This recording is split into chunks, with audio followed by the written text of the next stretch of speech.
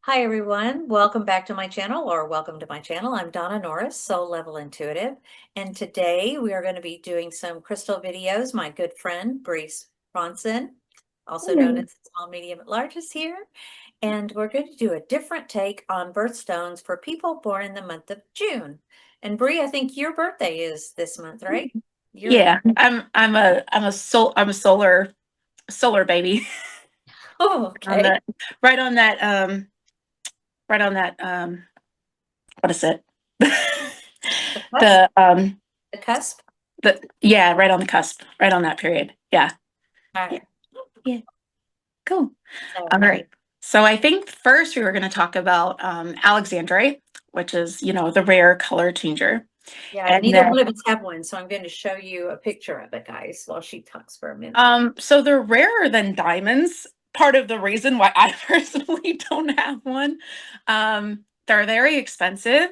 If you can get a hold of one, great. I know I personally, I'm like, I would love to get a hold on one.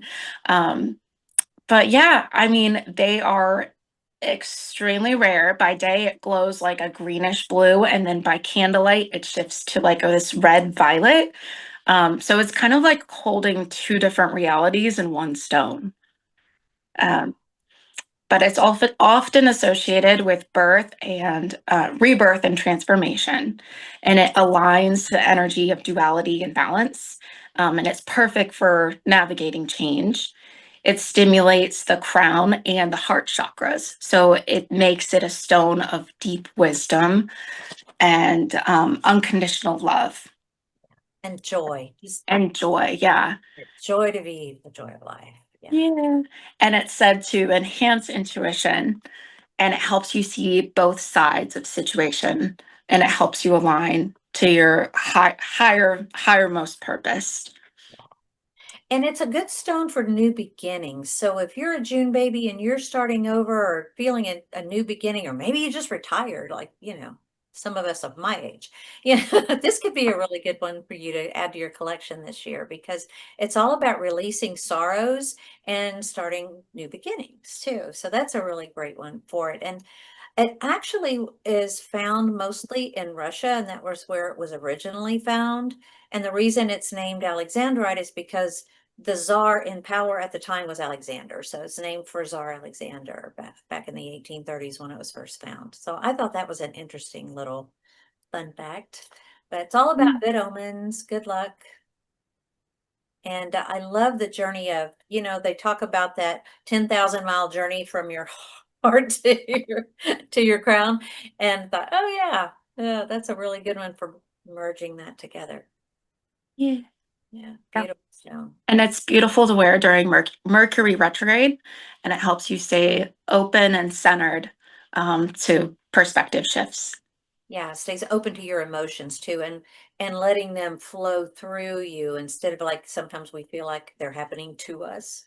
We can allow them to flow through us. So always good. This particular June has been, as I said a minute ago before we went live, a really emotional month. The energy at large has had a lot of Gemini energy in it. I've personally had, some epiphanies and some things that I've been processing and going through. And then we had a solar flare, and I was literally crying at anything and everything that moved for a day or Mhm. two.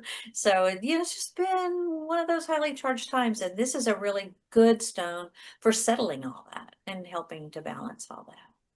Yeah. So, yeah. Cool. So, which one would you like to talk about next? We have two more, y'all. We can talk about Pearl, the ocean's gentle healer. Yes, I love Yes. it. Yeah, it also symbolizes purity, like especially back in Victorian times, it was a symbol of purity. Yeah. Yeah.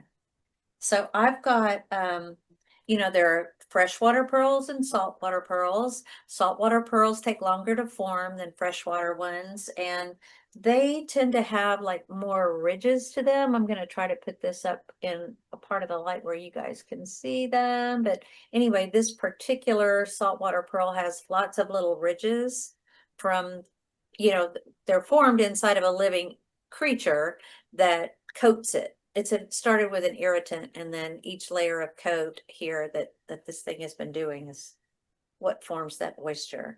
And some of them come out round, as one would think, but some of them come out really funny shapes. And this is another saltwater pearl.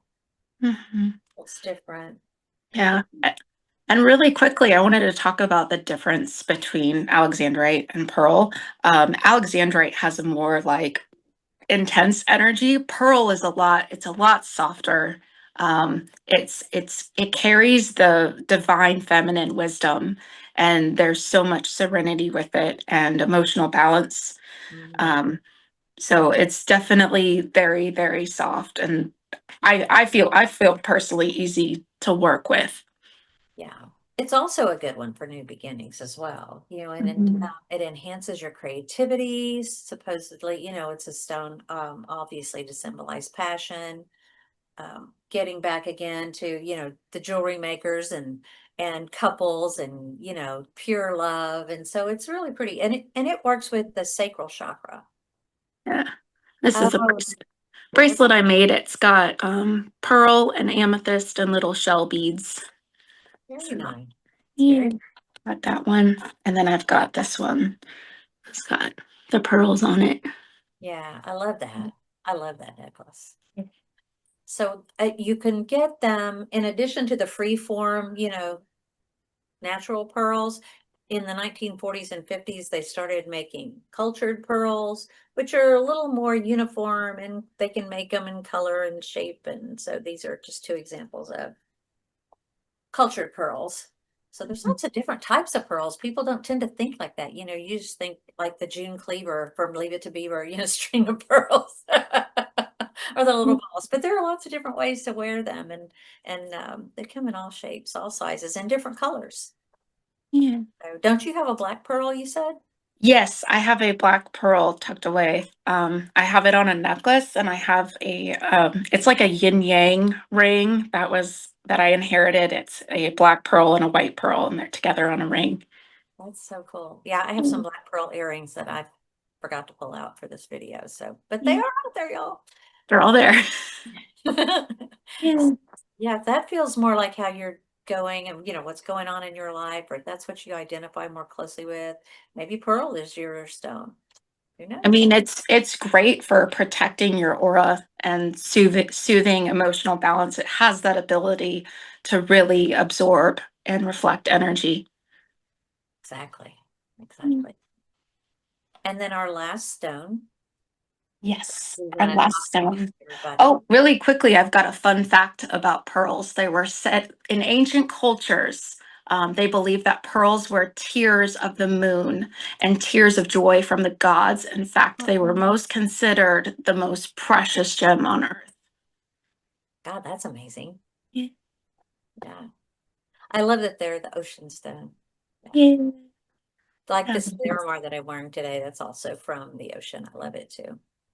But the last one that we want to talk about that relates to June birthdays is Moonstone. Yeah. Moonstone also comes in different varieties and different colors. So you can get it. It works with, your solar plexus chakra, and it's a really good stone to enhance your intuition, developing your psychic abilities or attuning yourself to your psychic abilities. It's really good for that. So real quick, I'll just show you. You can see this is a white moonstone and it's kind of got a milky haze to it. You can see through it, but it's somewhat opaque, and it's got really pretty white life running through it. And then Bree, you've got some too, right?